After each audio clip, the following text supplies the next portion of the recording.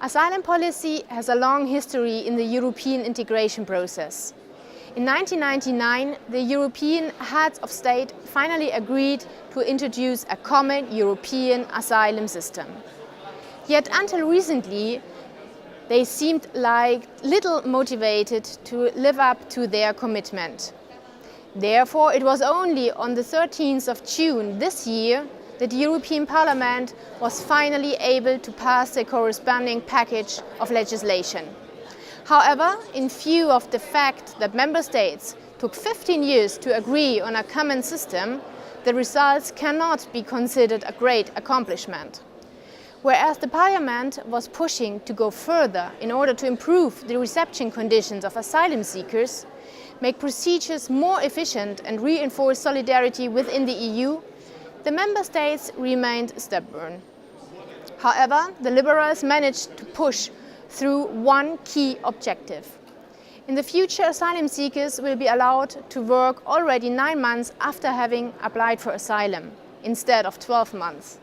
This is very important as integration works best by giving people access to the labour market.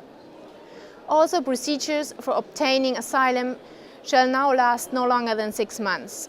In addition, minimum standards for reception for asylum seekers will be introduced. This is needed because, sadly enough, not all Member States treat asylum people in a human way. Often, basic requirements such as access to healthcare, accommodation or even food are not met.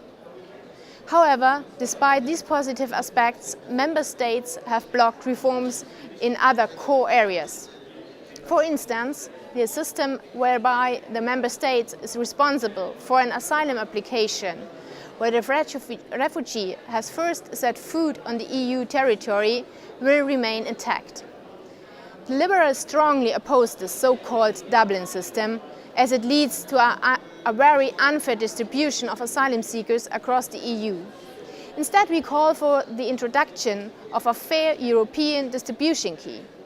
It would take into account a country's population and economic strength, and they could even factor in other aspects such as family ties and language skills. The European Commission is now assessing the feasibility of such a system.